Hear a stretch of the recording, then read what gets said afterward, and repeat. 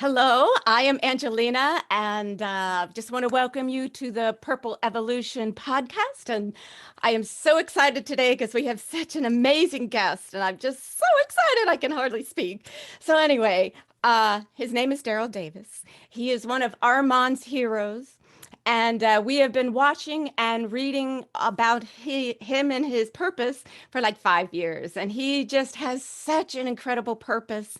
He is a messenger of peace and civility. And he is so courageous because he goes and asks his enemies about hate. And he is just so unbelievable. And so let me be the first to invite you to listen and or watch our podcast. So here it is. So excited. Enjoy. Hey, good morning. There he is. Good morning. What's Good happening? morning, sir. How are you all making out? We're doing great. Good. I hope your ears weren't burning, but I love the purple shirt, my brother. Oh, thank yeah. I've noticed that I've seen that a lot in your Yeah, I got to get a new wardrobe. No. You're just right. No, yeah, for Got my being on the Purple shirt Evolution. on right now. There you go, man. Yeah.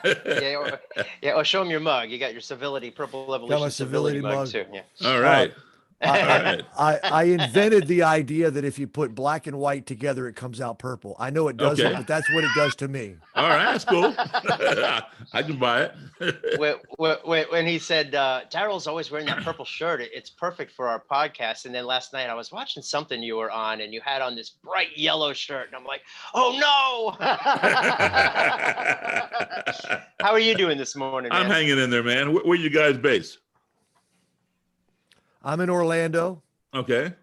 And I'm normally in Orlando, but since even before COVID, I've been kind of hanging out with my mom and my aunt in South Florida, where I grew up in Coral Springs, Florida. Okay. Near I get down to Lauderdale, Orlando Pompano. I get down to Orlando quite a bit, actually. Playing? Dynamite. Yeah. The Orlando Holocaust Center is going to be putting on an exhibition of some of my Klan and neo-Nazi stuff. Wonderful. Wow. Yeah. Awesome. Do you also play here? Do you tour here? And when you're playing? I have. Not recently, but I have. Okay. Are you playing much recently, or is most of your No. time doing this? Most of my time is doing this, so virtual stuff. Wow. Boy, this is a very exciting day for me. Here we have a wonderful guest with us today. I want to tell you a little bit about my connection with him and more ways to be purple. So I started this organization probably in about 2016, January, influenced by the civil unrest that was going on with the election. So I'm researching books, articles, videos, other people that are talking about civil dialogue, and voila, I come across Daryl Davis. I saw a lot of his videos. I watched the documentary, Accidental Courtesy, in 2017. He became a hero for me because to me, he represents an extreme example of willingness to open up our hearts and minds to curiosity, empathy, respect, relative to people and ideas that are polar to our own. So immediately I felt a resonance with him, never thinking I'd actually have him in the studio with me. So that's extra exciting. He is truly a messenger of peace and civility with obvious, tremendous results. So he had a lot of influence on my approach to red and blue politics, the way he approaches black and white discussions. Because to me, it's all about bringing awareness and education to where we are stuck. And so, and of course, I had to introduce him to my producer, Doug, and partner in Purple Right. Evolution Crime. And boom. And boom, right. And yeah, and I did run with it. And I had never heard the name Daryl Davis in the moment that you introduced him to me. Of course, Daryl, I went and checked you out and I was instantly glued to your message. Here's a guy that's been to 57 countries, I believe you've said in the past, on 6 continents. Assuming Antarctica's probably the lone wolf that you missed. On my bucket list. Okay. and 49 states. And 40, so is it Alaska or Hawaii? That Man, you're psychic, man. You're right, psychic. Yeah. Which one? Alaska. Okay, all right. And I have two left, Alaska and Hawaii. So maybe we'll do a cruise to Alaska together. There you go. So you've also got your own TED. You've done TEDx. You've been on CNN, NPR, other major networks. Joe Rogan, of course. Tony Robbins' podcast with Jesse Jackson. You're a keyboard player. You're a vocalist. You're a guitar player. You've been in the music business forever. I'm just reading some of the names I have here. It's a who's who in the music industry. You've played with folks like Chuck Berry, Jerry Lee Lewis, Bo Diddley, Percy Sledge, the Platters, Coasters, Drifters, Muddy Waters, hanging out and spending time with people like Aretha Franklin, for goodness sakes. You better think. Billy Joel, Bob Dylan, Chubby Checker, Charlie Pride, Johnny Cash, Elvis Presley, Dave Brubeck, Emmylou Harris, Eric Clapton, Layla, Fats Domino, Frankie Avalon, which I just met a couple years ago on a 50s cruise. Was fantastic. Beauty School Dropout, George Thorogood, Bad, Les Paul, Liberace, Lionel Hampton. It goes on and on and on. Tina Turner, Roger Daltrey, Ted Nugent, Wynton Marsalis. Armand loves jazz, by the way. No, he doesn't. I love jazz. Armand can't listen to it. Wolfman Jack. You're listening to the Wolfman Jack Show. You've dueled with Bruce Hornsby. You've jammed with President Clinton. Republicans don't feel bad. He's also met Nixon. So we've got you covered. You've again got your own podcast called Changing Minds, which I want you to talk a little bit about. You are directly or indirectly responsible for upwards of 200 members of the KKK to turn in their robes, many of them directly to you, and denounce the Klan. All of that put together, why are you here? That's right, baby. Right here on the Wolfman Jack special, we got Daryl Davis tonight. Yeah, baby.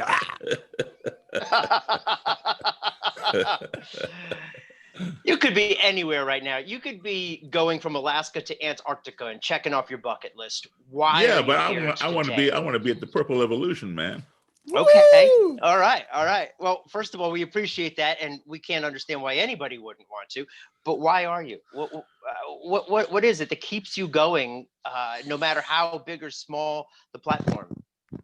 Because people need to come together, and I commend you guys for taking on this topic, because it wasn't that long ago topics like these were taboo and people were not talking about them. And had we addressed this issue in this country, which is the biggest disease in this country, not the coronavirus, but racism, discrimination, had we addressed it decades ago, as we should have, instead of sweeping it under the carpet, locking it in the closet, and being in denial of it, we wouldn't be having a lot of these problems today. We would be more of a cooperative nature than a oppressive or competitive nature within ourselves. That is so beautiful. And that reminds me of when you had the interview with the Black Lives Matter activists, Mm-hmm. and they were saying, why do I need to get along with these people? And you said it beautifully. They are our fellow Americans. Okay. Bottom line, we have to get along with each other or we stay in this funk. That's right. Which brings me, well, there's two questions it brings up. Armand was asking me before we started the show today, is racism our biggest problem in our country today? Armand, what were some of the other, areas that you were thinking about that might also, have tried to fight for the top spot? Well, what came to me in 2016, which inspired the whole Purple Evolution, was racism and other isms are still taboo to a certain extent. For most people, are it's not socially acceptable. But political bigotry and chauvinism is totally acceptable. You can say horrible things about the other party and get away with it more than you can. And so to me, it was what drove me to get into the how can we get red and blue people to talk to each other. So do you feel, Daryl, that bigotry is, you said it's not corona. It's, I don't know if racism is the word you used, but yes, racism. That's our bigger issue. Is it bigger than all the other issues out there? Political bigotry or, Homophobia, fighting homophobia, sure, anti-Semitism. The LGBTQ. Absolutely. No question. You know, I mean, Okay. listen, racism has been going on in this country for 401 years. I first came here 401 years ago in 1619. That's it. Okay. And you know, we had a civil war over slavery. You know, some people say, no, it wasn't over slavery, it was over states' rights. Yeah, the state's right to own a slave. You know, exactly. Okay. And even when the war ended and slaves were freed, that was not the end of slavery. You know, in 1865, it just simply mutated. It mutated from my owning you to, okay, so now I got to free you, but I'm not going to let you drink from my water fountain. I'm not going to let you use my restroom. And you're not going to be sitting in the front of the bus. Forget that. You know, and you can't even eat in my restaurant. And so then finally, integration was being implemented. Okay, so now, you know, I gotta put you in my school, but I'm going to ignore you. Okay, now I have to hire you to work in my company, but you're not going to be sitting behind a desk. You know, you'll be cleaning mopping the floors and cleaning the bathrooms. Okay, so now I have to, you know, put you behind the desk. Okay, well, I'm not going to promote you. So it just keeps mutating on and on, you know. Sure. And these are things that have to be addressed. It's been going on ever since we got here. Has it gotten better? Of course, it's gotten better. We've come a long ways, but we still have a long ways to go. And I think today is the best time in our lives right now. Yes, it's bittersweet because of coronavirus. We have just over 250,000 people who have died as a result of coronavirus. But this is the best time of the 21st century, best time of all times, because things are beginning to change at a rapid rate. I believe in the collective voice. It takes the collective voice to make change in this country. And let me just give you some examples of what I'm talking about. Starting at the beginning of the civil rights movement, let's say 1955, with Rosa Parks and the bus boycott, and on through 1968 till the time of Dr. King's untimely, assassination.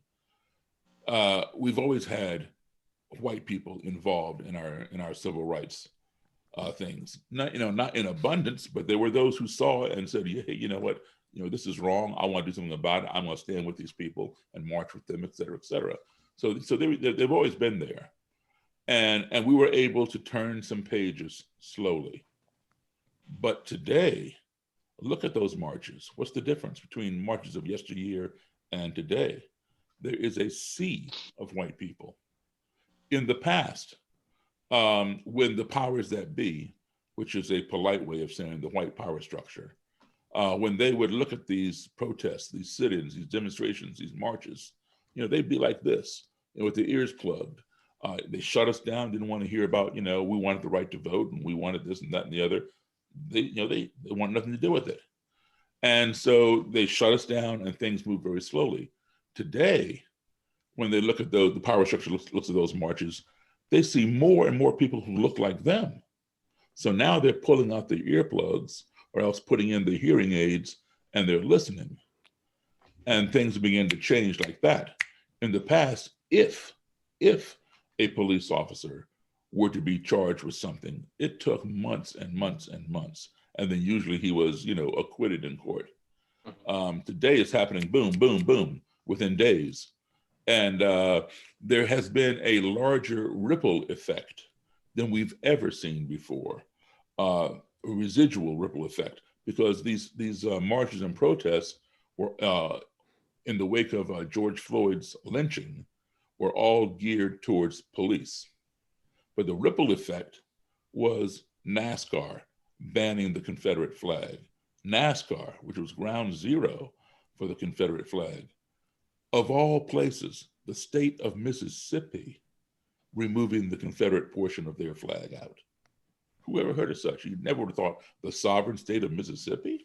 Right. You know, Aunt Jemima and Uncle Ben's food labels changing their brand, legislation being written to remove statues and change names on buildings of Confederate generals and slave owners and things like that.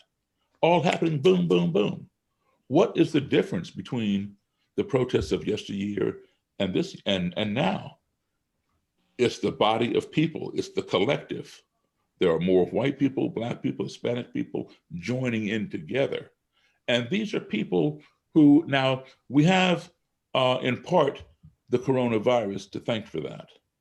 Because, you know, during lockdown, I mean, we've been complaining about, you know, George Floyd was not the first by any means. We know that, right? He's very important, yes, but he was not the first. And we've been making the same complaints for decades that we've made after George Floyd. But people just, you know, kind of shut us down. You know, they couldn't relate to it. You know, they never experienced that. But now coronavirus hits. People cannot go to work. You know, their buildings, their businesses are shut down. They're in lockdown at home. You know, they're not working. So what do? They watch TV. They get on the internet. And what do they see? They see a lynching unfolding right in front of their eyes on camera for 8.5 minutes, a lynching. A lynching is when you know, deny somebody their day in court. You decide to go ahead and execute them yourself instead of letting a judge or jury do it. So you arrest the man, and you decide that he's guilty, and you lynch him. Well, you know, a lot of people think it's stringing somebody up in a tree. That's one form of it. But anytime you put somebody to death because you think that they are guilty and they don't have the benefit of innocent until proven guilty, that's a lynching. So let me ask you this about that, Daryl. You had mentioned that there's so many more other folks getting involved, including whites. There are a lot of people out there that say whites don't have the right to complain about civil unrest, about Blacks not having their rights. You know, Emmanuel Acho goes on TV and says, listen, you need to have an uncomfortable conversation with me because I'm the Black man. You know, you yourself, you were a 10-year-old kid in a Cub Scout parade, and you're having people throwing rocks and bottles at you because you're Black. That never happened to me. When I first came down to stay with my mom during COVID, I got to reconnect with an old high school friend who is Black, but I really I mean, obviously I knew she was Black, but it never crossed my mind that she was Black. She was Lisa. And now, because of what's happening in our country, I start asking her stories, and she's telling me stories about what she went through as a child, even when she was in high school. And I started tearing up and crying over this because I never realized it. So do whites have the right to speak out about something that they've never experienced the way that you have? And here's a part B to the question: how can they do it where it's not upsetting Black people that think you don't really know? Right. And they won't have to hear the word white splaining, because I've been accused of white splaining on the Purple Evolution page, trying to share my connection with racism. And it's like, no, you can't talk Italian, man. look, everybody has the right to splain, if you will. All right, and we all need to do it. And if you are the recipient of it, you've been victimized by it, you damn sure want your oppressor or people who look like your oppressor learning it and explaining it. They will never feel what you felt, you know, or at least they haven't felt what you felt. You know, who knows what may materialize 50 years from now, whatever. But at present time, no, they've never felt that. But that does not mean that they cannot sympathize or even empathize in some cases. But it's important that they know what went down and that they're able to explain to somebody else. Let me put it this way: the majority of baby people who deliver babies, obstetricians, right, in this country are men. Now, sure, there are plenty of female ones, but most of them are men. They will never know what it's like to give childbirth. but they come as close as they can, all the babies they've pulled out. All right. So as a white person, you will never know what I've been through, or any other Black person, but you can learn about it. Because if what that person told you or criticized you about Armand or Doug or whoever, trying to tell you, you got no business, trying to tell us what to do or how to feel or what it's like, then you know what? Black people should not learn about the Jewish Holocaust. Neither should Gentile white people. Beautiful, beautiful. I got to tell you, your optimism is infectious because I watched you from the beginning, and it's your optimistic approach.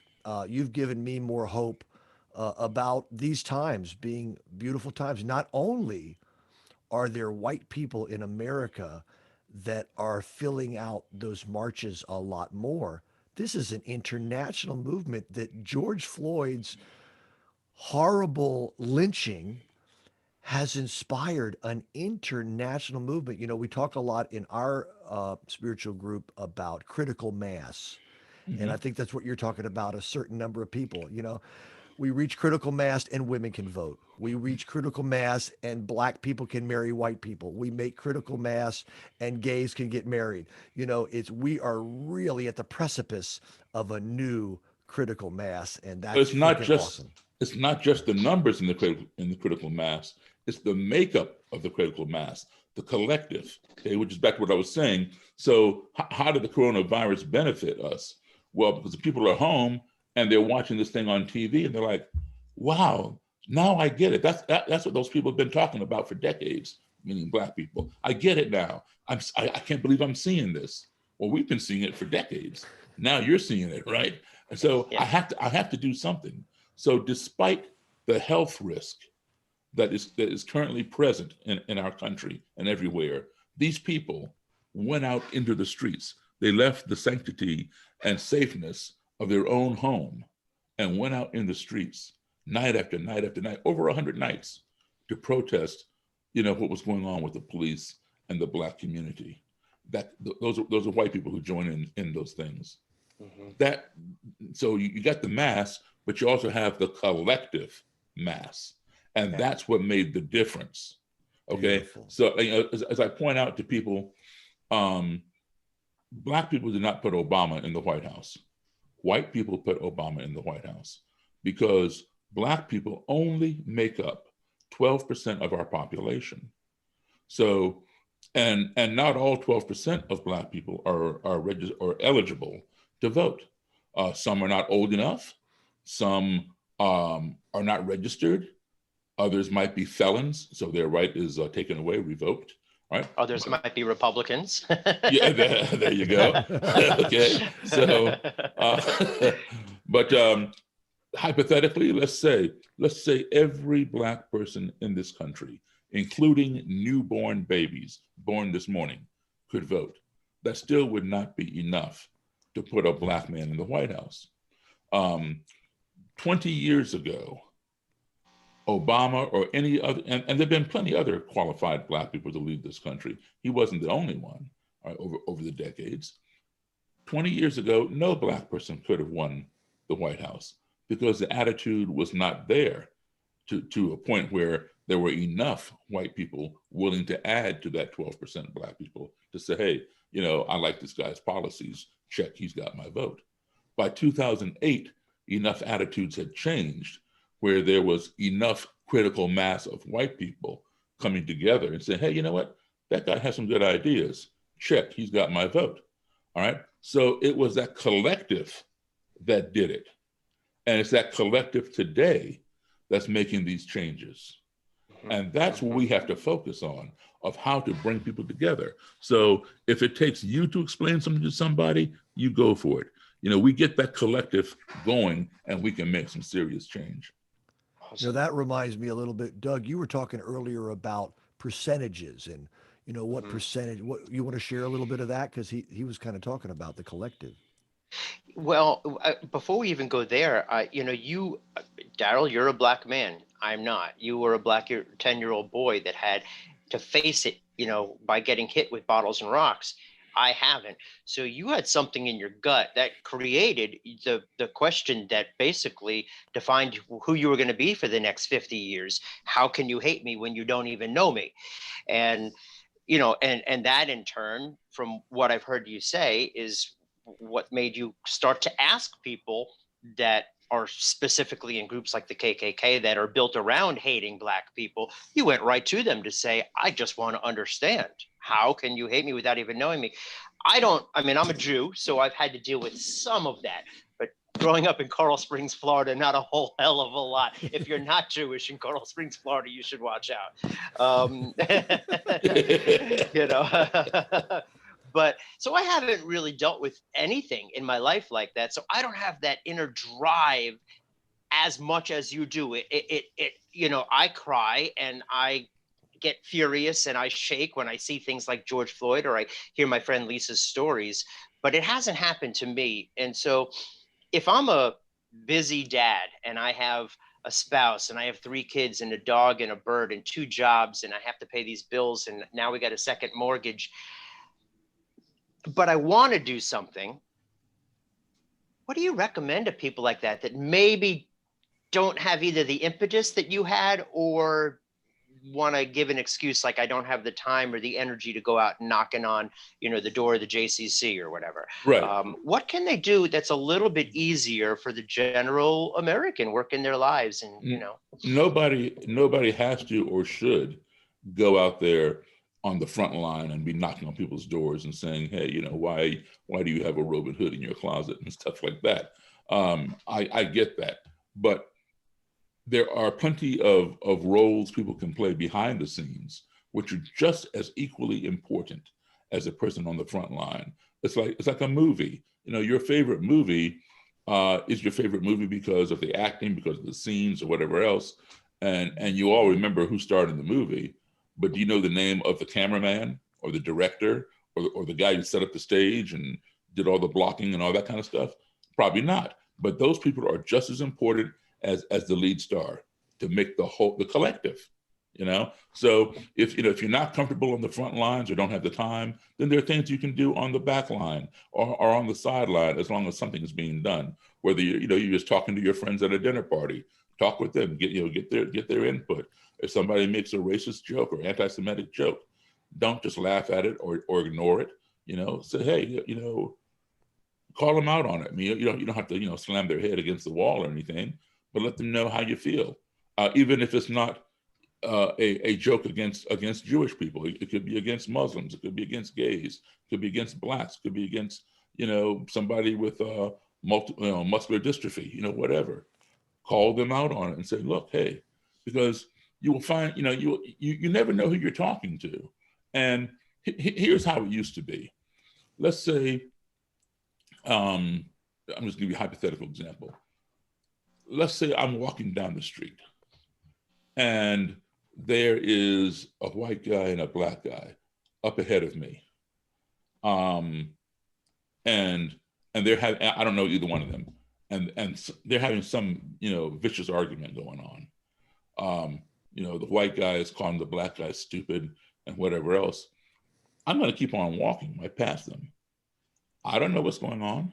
I mean, for all I know, the Black guy might be stupid. So I'm not going to get myself involved in that. I'll keep on going.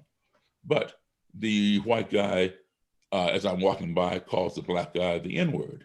Oh, now I'm going to turn around and come back because that affects me. He's not just insulting this Black guy. He's insulting everybody who looks like this Black guy, which includes me, my family, and anybody, you know, who looks like me. So now I need to go back and find out what the problem is, you know, and defend something.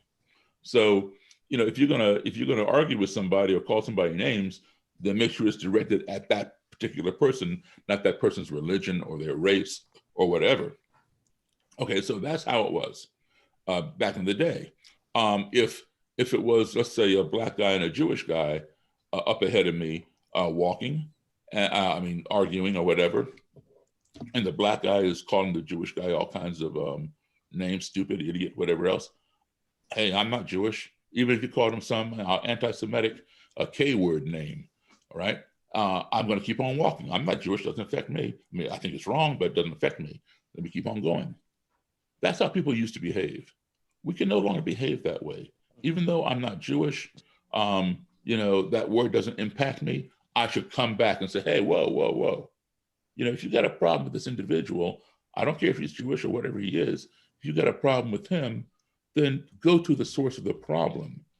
Don't include everybody who's Jewish or who practices Judaism. That's not right. I need to come back and call them out on that and explain why that's not right. I had an experience one time when I was, I was in 8th grade. So I was like around 13 or so. And I had to do a science experiment and I needed some dry ice. And somebody told me I could get it from this delicatessen. They had dry ice. So I went through the yellow pages, found this delicatessen, not too far from where I lived. And they said, yeah, they had dry ice. So I had my father drive me down there and he gave me $20 because he had no idea how much dry ice was going to cost. It was only $5, but now I had extra 15, right? So candy bar. Yeah. So I go inside the deli and I asked the guy, for some dry ice. He says, how much? I said, I don't know. I need a piece about this big. So he goes in the back and brings some brown paper out and wraps it up and charges me like $5. And so I had all this money left over and I'm looking and I'm hungry. And I said, I'll have a ham and cheese sandwich, please. He goes, can't do. I said, what do you mean? I'm looking at the ham, I'm looking at the cheese, I'm looking at everything in this cabinet. And he says, this is a kosher place. And I had no idea what he was talking about. And because my understanding of the word kosher at that time was, it's cool, it's okay. It's kosher. Everything's kosher, So I mean, yeah, it's kosher for me to have a ham and cheese sandwich. So I wasn't connecting. I had no idea, and so I'm thinking, okay, maybe this is just the model ham or the model cheese or something. He's got he doesn't have any more of the real deal in the back. So I saw some other meats, salami or something. I said, okay, so I'll have a salami and Swiss. I said, this is a kosher place. I said, I don't care what places it is. I want a salami and cheese sandwich. He goes, get out of here. Get the hell out of here. And so I went out of there not knowing why I was being kicked out of this delicatessen. I didn't even know I didn't know it was a Jewish place. I wasn't thinking, anything like that. And even if I did, I still didn't know what kosher really meant other than, okay. So I went out. Now, that could have gone two ways.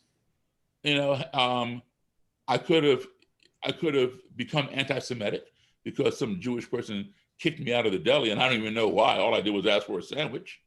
But fortunately, I learned I had offended this guy because I was asking him to do something that traditionally they don't do. They don't mix meat and dairy together.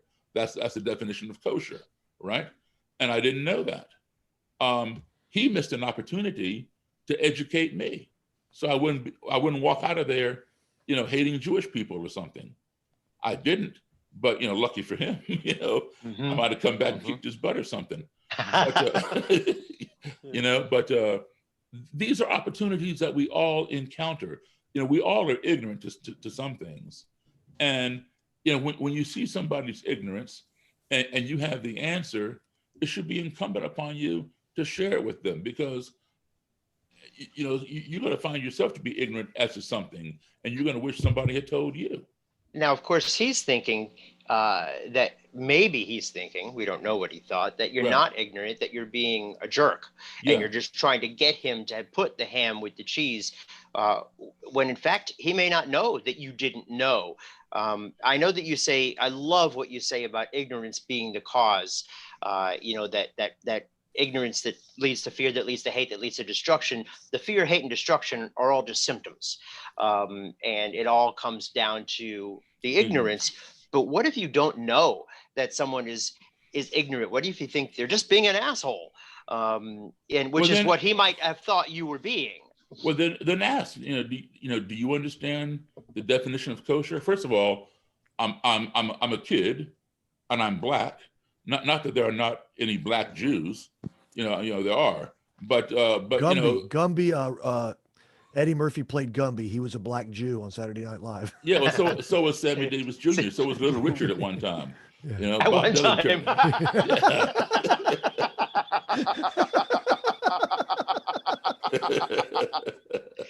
Killing me. Right, but you're right. So you're a kid, and as an adult, he could have thought maybe this black kid doesn't know what kosher means. Right. Right. At least ask, you know, or say, you know, why are you insulting me? And then I So- would say, what do you mean insulting you? Well, that brings up the question, how do you ask? Because let me explain where this question comes from. I've turned your documentary on to so many people, and I've watched it with a number of them, and the comments are always twofold. And Joe Rogan said this a number of times on the podcast to you. You are incredibly well spoken. You are incredible. You have an incredible command of the English language. You are incredibly calm and centered. You don't seem to get outwardly offended that often. Even if you feel it on the inside, you come across, very calm and cool and collected.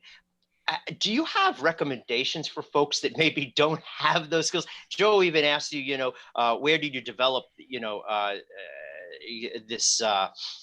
this wisdom? That wasn't the exact word he used. I can't remember, but you never really answered that question. And my experience with people is that a lot of folks have that and a lot of folks don't. So for the folks that might get triggered a whole lot easier than you look like you do, because you look like you don't, what would you recommend to them to start the conversation?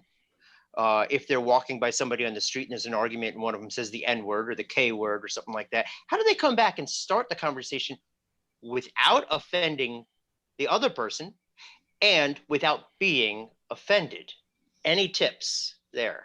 Yeah, I mean, I would go right to the source and say, hey, listen, you obviously have a problem with this person here, but why are you insulting his whole family and everybody who looks like him and me walking down the street who has friends, who look like him or who worship at the same place he worships at, the synagogue or the church or the mosque or whatever, their religious institution is. And then the guy's gonna be like, what's it to you? Or what do you mean, why am I offending other people? I'm talking to him. Well, yeah, but you just called him the K word or you just called him the N word. Do you not think that affects me or the people who look like him and his family? And if you got an issue with him, then deal with him. Don't bring other people into it. Yes, I'm hearing you talking about these blanket statements, because it becomes prejudiced and racist when you make blanket statements versus just calling out the item. I remember when those Black Lives Matters folks were talking to you, and I was just thinking, what a wonderful thing is that we all are part of the American family. The other thing that you said was when somebody said, I forget who it was, Roger White or somebody, you've got a recessive, latent, dormant black gene for violence. And, you didn't. Almost again, came out too. you responded. Exactly. Thank you. You just brought it out. That would have been a different documentary. Yeah. Your response was wonderful. With the Because you serial was talking about killers. serial killers, and you could use the same argument, and you very kindly showed him how insane the argument was by giving him an example. I remember a similar situation. I was talking to a very strong conservative who said that they were pro-life and they kind of wished that all the pro-choice people's parents had made a different choice.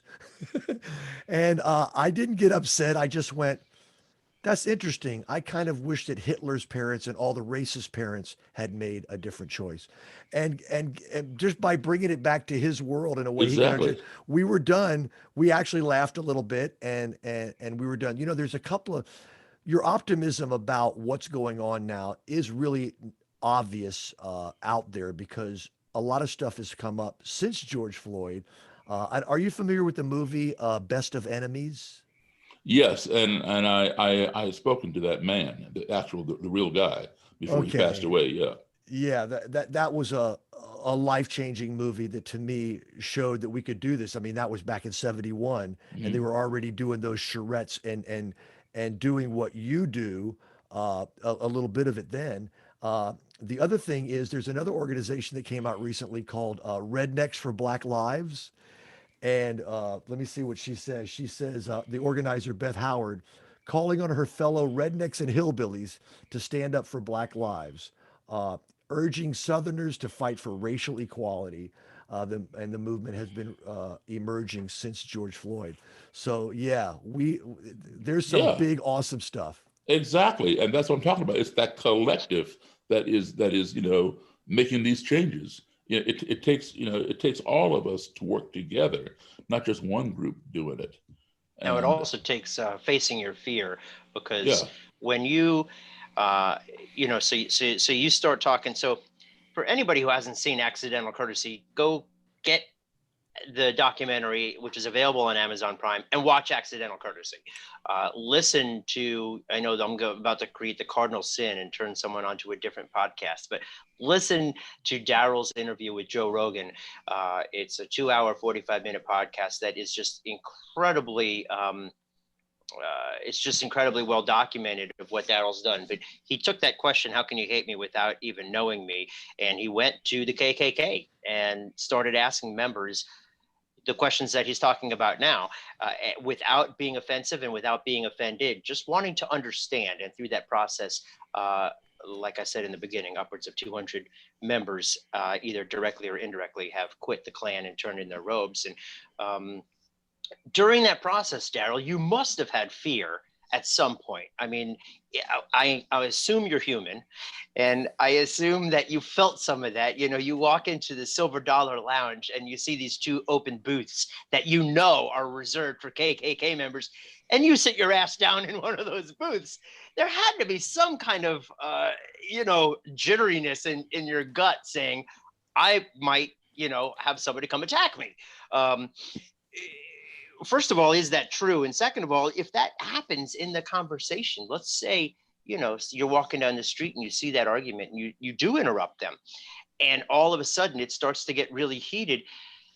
Number one, how do you control your fear to make yourself turn around and go talk? And number two, is there a point when you realize this just isn't going anywhere? And why am I continuing this conversation? When, you talk about the fight or flight or freeze or faint.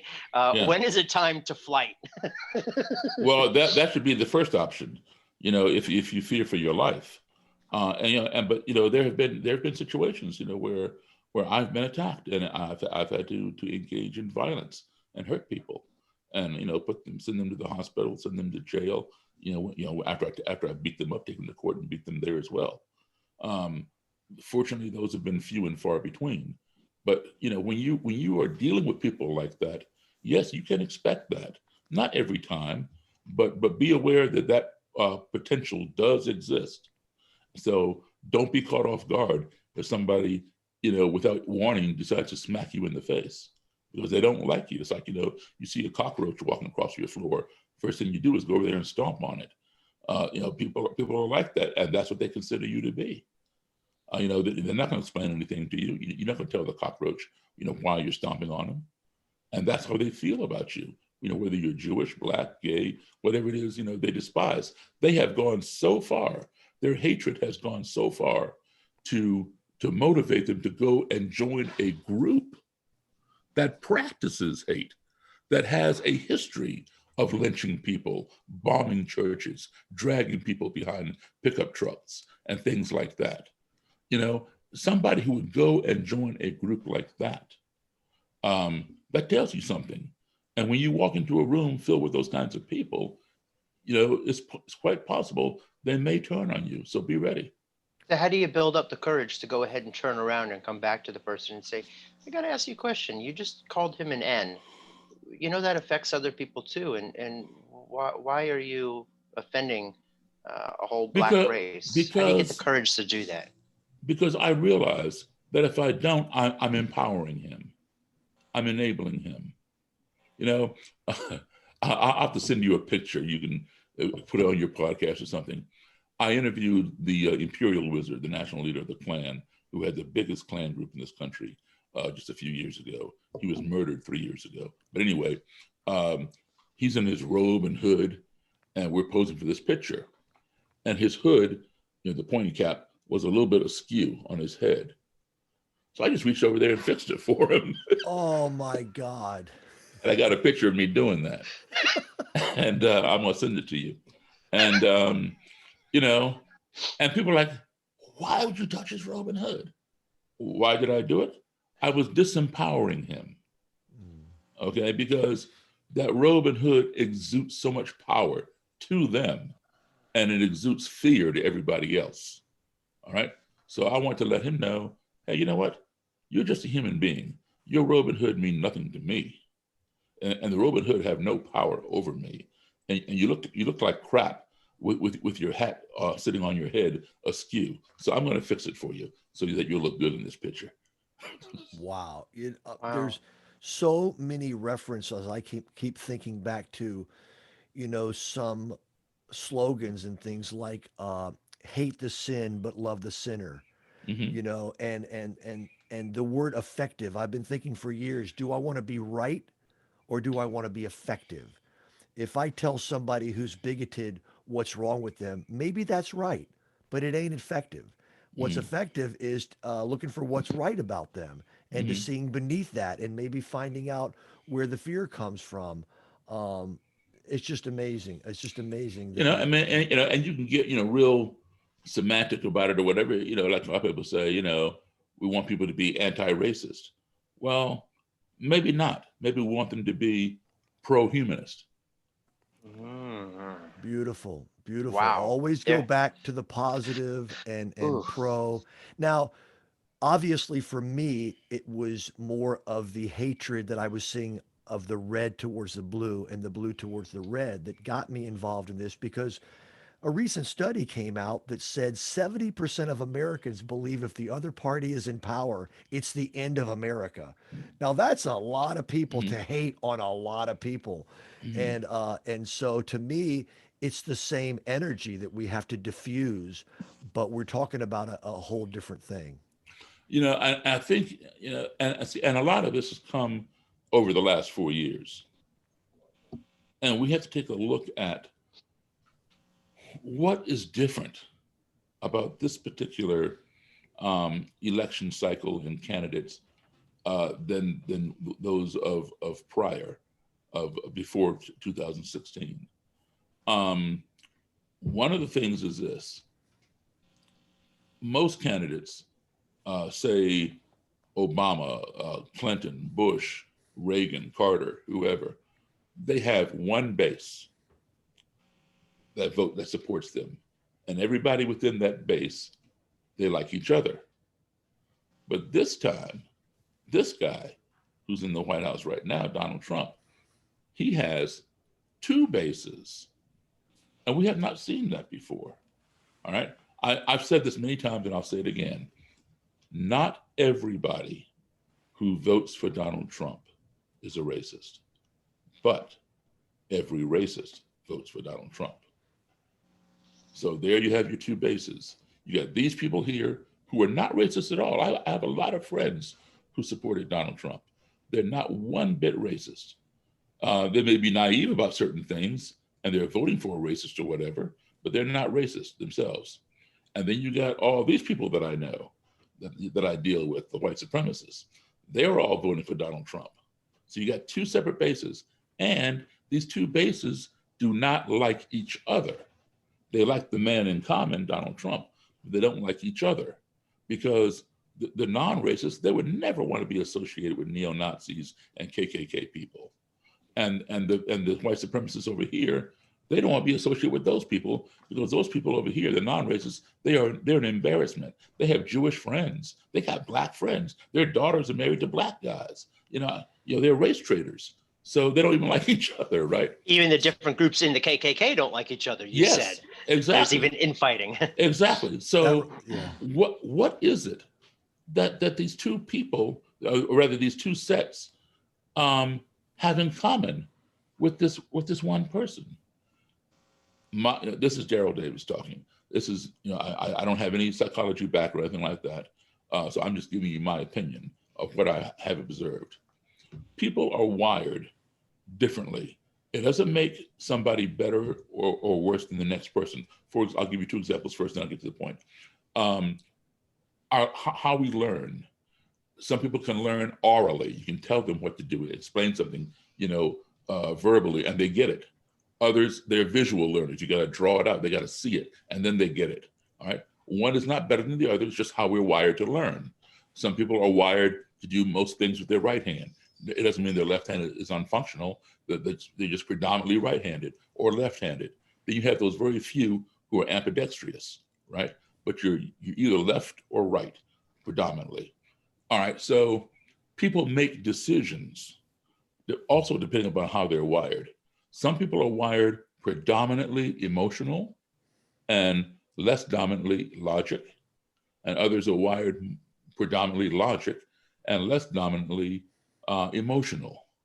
So my assessment is most of these people who in these bases who are voting for Donald Trump, these people are wired for emotion because he appeals to people's emotions. Fear is an emotion. Power is an emotion.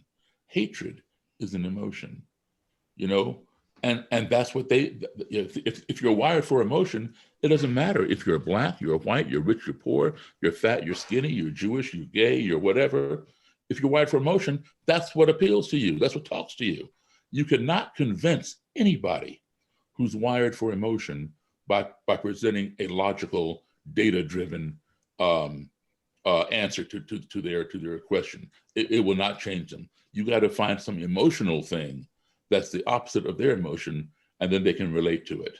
Just like if you have a scientist who's a nerd or whatever, he's driven by stats and data and this. You can't tell him what you feel. You care less about what you feel. You got to show him the evidence. Mm-hmm. Okay, so you got to speak his language. So all these people, whether they're racist or non-racist, they are driven by emotion because he is emotion driven.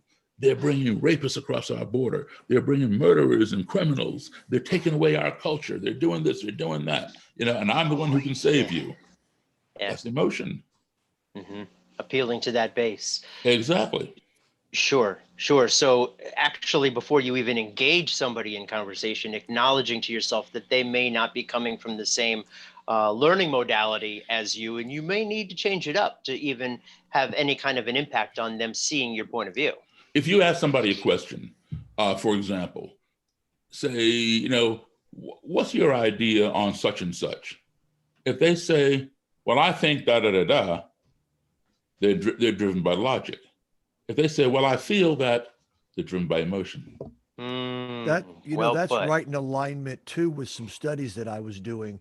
I was starting to get the idea that conservatives and liberals are wired differently. So I started looking up a lot of data on it, and there's been a whole lot of research. And again, not good or bad, even though the fringes on both sides want to make the other side bad, but wiring probably for the divine perfection of diversity, we're wired differently. And, it requires all of us. And so the same thing started to come up. People are wired different, and it's hard to judge somebody when you think about it that way. They're wired different. How can I communicate with somebody that's wired this way? You got to go to their wire. All right. And it's I just lost my train of thought here. You said something that reminded me of something. It'll come back. While you're thinking about that, let me ask you this question.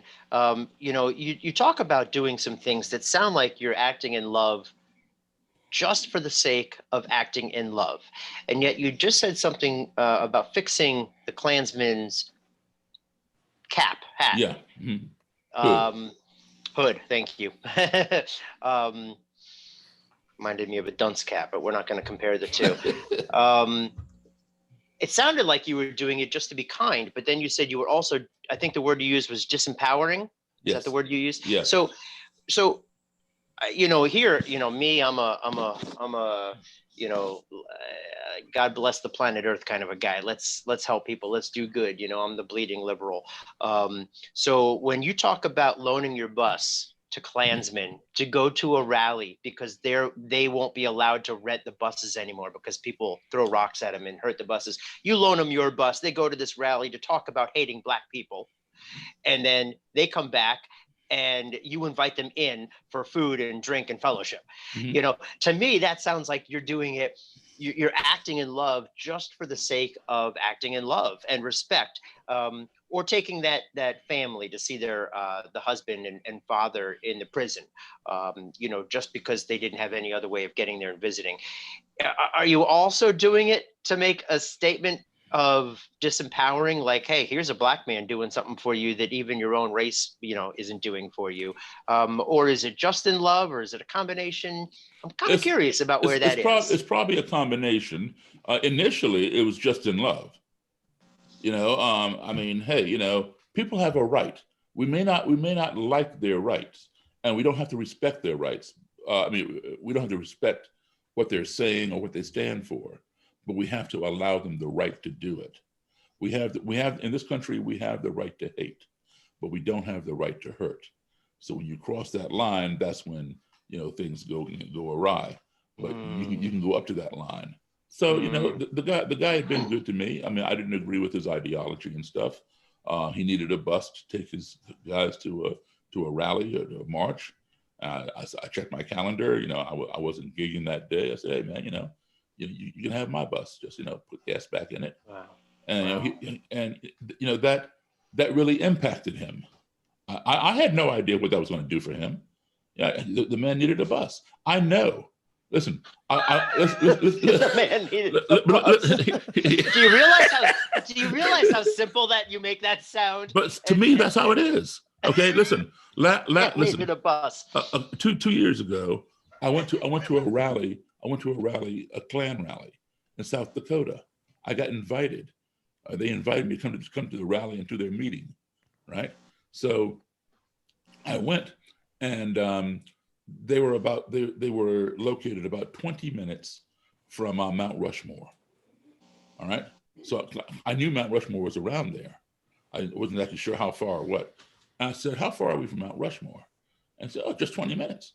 I said, "Well, listen, when this thing is over, I want to see it. Can you all take me up there?" They're like, "Yeah." So they drove me to Mount Rushmore. We stood around, posed for pictures in front of Mount Rushmore. Now, the night before, I'm posing for pictures with them with their burning cross and their robes and hoods on. And the next day, we're at Mount Rushmore in regular clothes, right? Posing for pictures. And they picked me up at the airport. The airport was about an hour and some change away, and brought me, into town. And so they want to drive me back to the airport. And when it was time to leave, I had to be at the airport at 5:30 in the morning. I caught an early flight back to DC. And so one guy said, "Hey, would you want to take my car and go to the airport? And my wife and I just come by and pick it up, later in the afternoon." I said, "Sure, that's fine." Dude, let me his car. Yeah. I just met the guy the night before at the rally. Wow. So, but this is what I'm talking about. These are human beings, and they have human qualities. They have a twisted ideology. But as I've said before, you mentioned at the top of the show, I've been to 57 different countries between childhood, being an American embassy brat, and now being a professional musician in my adulthood, performing around. And I've been exposed to a multitude of different kinds of people, religions, cultures, ethnicities, belief systems, whatever. And when I come home, I conclude that no matter how far I've gone from this country, whether it's right next door to Canada or Mexico or halfway around the planet, when I come home, I realize everybody that I've encountered is a human being. And as such, we all want the same basic 5 things. We want to be loved. We want to be respected. We want to be heard. We want to be treated fairly. And we want the same things for our family as anybody else wants for their family. And if we remember those things when we're dealing with anybody, it will make our navigation a lot smoother. And that's what I try to employ, when I deal with these people. Just like I would deal with anybody, my next door neighbor or, whoever. And so it goes a long ways. It really does. Now, I remember what I was going to say earlier.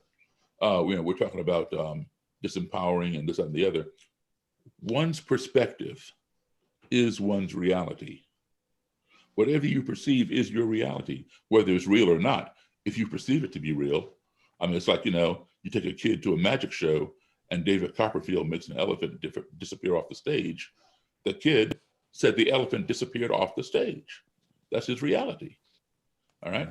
So, or appeared or whatever. You cannot change somebody's reality. It's very, very hard to do. So don't waste your time trying to go after their reality. You know, you are, if they deem you to be inferior, there's a reason for it. It may not be a valid reason, but they have found some reason. For example, there are more, they see that there are more Black people in prison than white people. So their reality is Black people must be more criminally minded than white people. You know, they don't do the research and find out, oh, there's an imbalance in our judicial system, right? Okay, they see the stats that every year Black kids score consistently lower on the SAT scores than white kids. That's true. That is a reality. No, but what they perceive is, well, that's because they're not as smart as we are. You know, they're inferior. Their brains are smaller than ours. So again, that's their reality. And the facts dictate that to them, because we definitely score a lot lower than white kids, but they don't consider the reason behind it. Where do most Black kids go to school? In the inner city. Where do most white kids go to school? In the suburbs. We know that inner city schools are not as good as suburban schools, but they have not taken the time to observe that if a Black kid goes to school in the suburbs, he or she scores just as high, if not higher, than some of the white kids. And if a white kid goes to school in the inner city, he or she scores just as low, if not lower, than some of those Black kids. All they see are the results, and that shapes their reality. One's perspective is their reality. So rather than waste your time trying to change their reality, here's what you do. Offer them another perspective. And when they see your perspective, they change their reality. That's exactly what you did with the serial killers. Precisely. And I'm so glad that I don't have a latent serial killer gene. I am too. Now, I have been friends with Armand for 25 years, and I'm going to say he actually might. I've seen some things come out. Daryl, I want to respect your time because our time is, coming close. But I got two big questions for you before we go. Number one is, where do we go from here as a country, as an individual, as a community? Where do we go from here? We focus on what we have seen work. The collective works. And so we focus on strengthening that collective group, because that collective group will pull the people on the outside together like a vortex. Okay, we focus on that. There are going to be some bad times. Listen, human beings, they're sort of like cats. Cats do not adapt well to change. Dogs, you can put them anywhere. They're happy.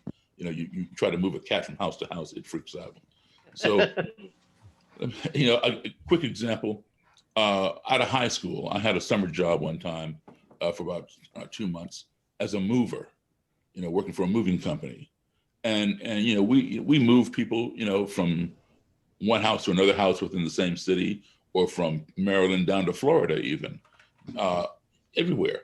And, we go there, say about 3 weeks ahead of the move, and look at everything that has to be boxed up and packed and how much, et cetera. And the boss will give the client an estimate of how much this move is going to cost. And when we arrive there, they're all happy. They have a new house, and the new house has a swimming pool, and they can't wait to move, and everything's great. Now nothing's been packed up now, right? So now we come back 3 weeks later. They're all happy when we first see them, and they're happy with the price. Come back 3 weeks later, and you start moving their sofa, you start moving their bed, they began freaking out, because now you're changing their environment. It's getting real now. And they start getting antsy. So people they're creatures of habit. They don't like change. They talk about it all the time, but down below, they don't like it until it happens, and they become accustomed to it. That's why, and I'm not trying to paint women at all with a broad brush, because I just wouldn't do that. But we all know. Smart man. Yeah. You're married. You're obviously married. Yeah. But there are those who have boyfriends or husbands who've been abusive, and time after time after time, and it's like, why don't you leave? Why are you putting up with it? And they keep coming back, and then finally the person is in fear of their life, and they finally leave, and so now they've gotten rid of this person, and so they're by themselves for a while, and then they end up dating somebody else, and this somebody else starts the same program. Why do you go from the frying pan into the fire? Because they're creatures of habit. It's a bad thing, but they would rather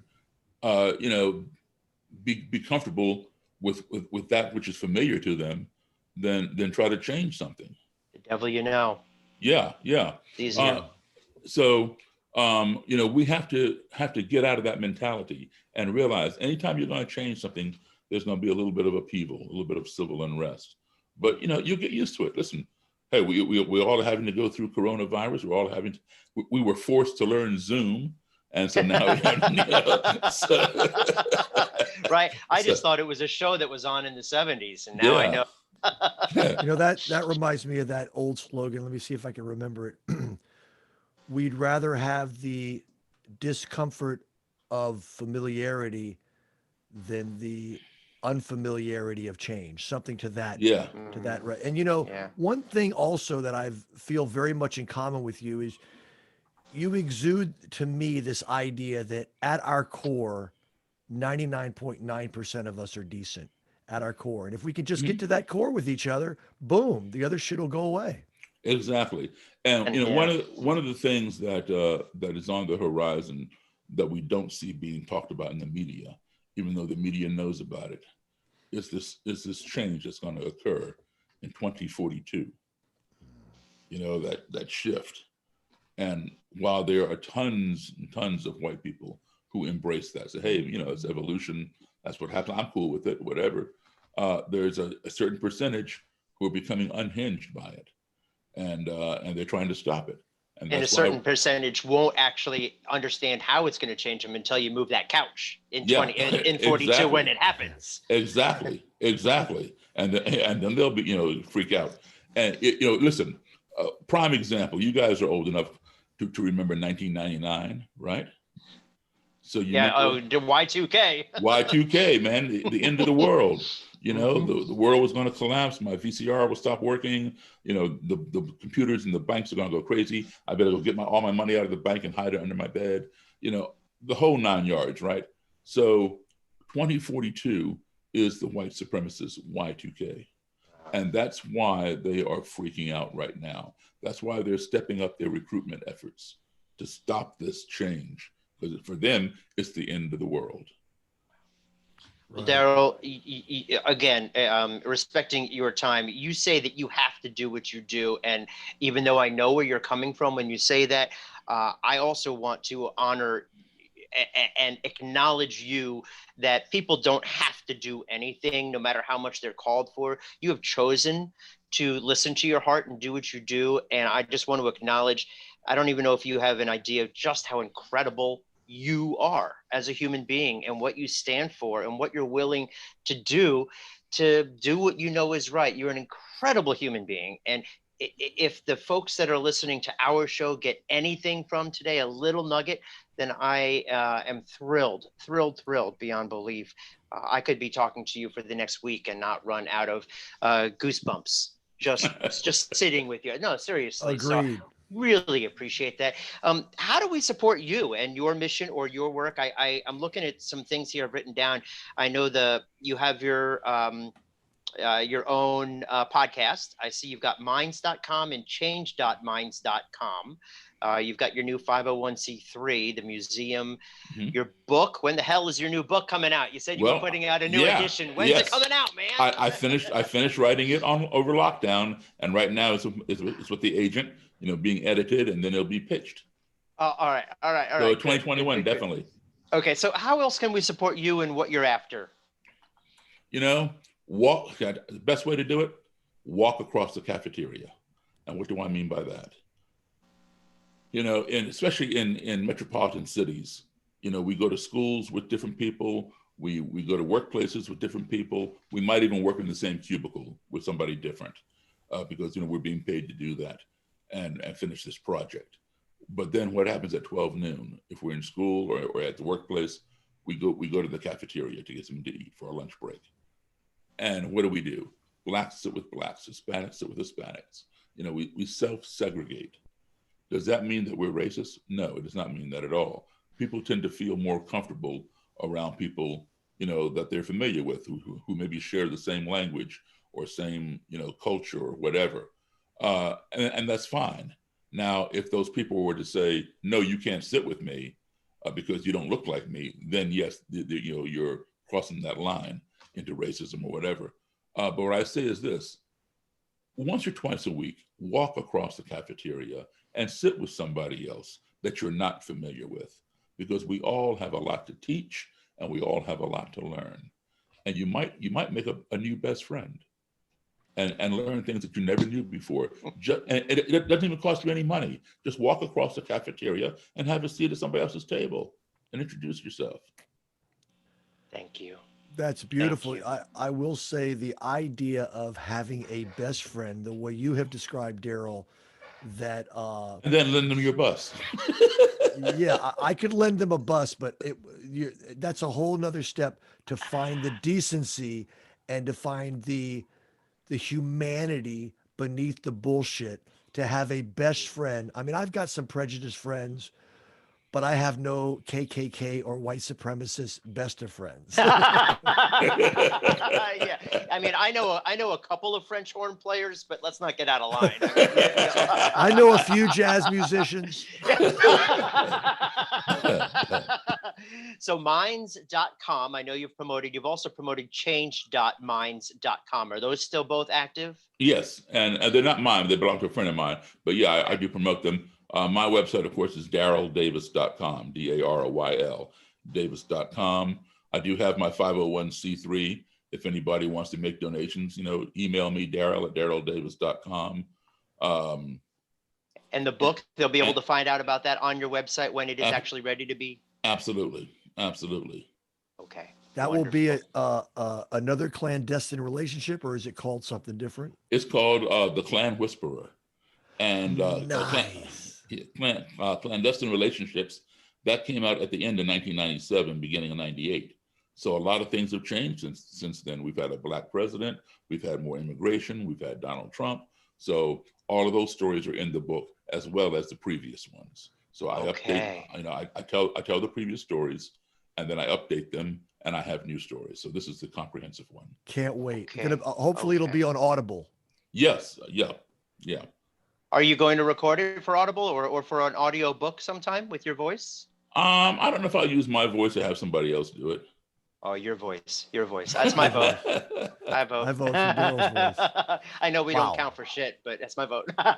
Daryl, my sincere thanks, gratitude, appreciation. You're an amazing human being, and I am fortunate to have spent this hour with you. Thank you for having me. I really, really appreciate it. Yeah, buddy. And you all have a great holiday season. Thank you, sir. too. You too. Okay, Take care, my friend. Bye-bye. All right. Bye. Oh my God.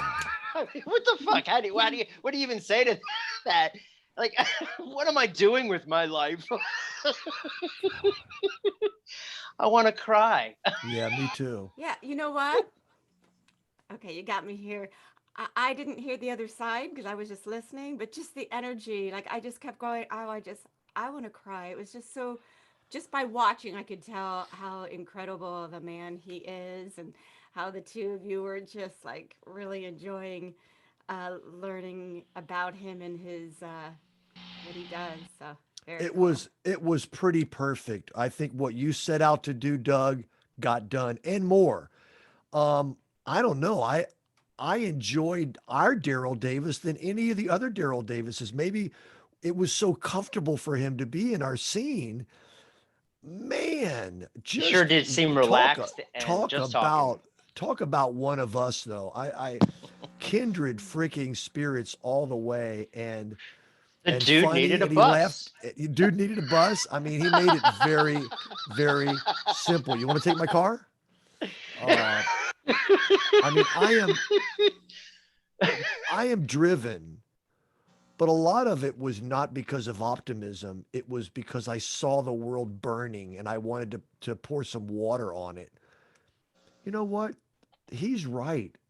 The world is, some fabulous things are happening. I'm more optimistic and excited. I mean, And I wow. might be, the next time I'm walking down the street and I hear somebody say something to someone else that's not right, or, I might be the next one to get up and walk across the cafeteria just because, not Yeah. because it has to happen or needs to happen, but because it will make such a difference in our world. And if I don't walk across the cafeteria, who will? Perfect. Yep. We got lots to, I can't imagine that going better. I cannot imagine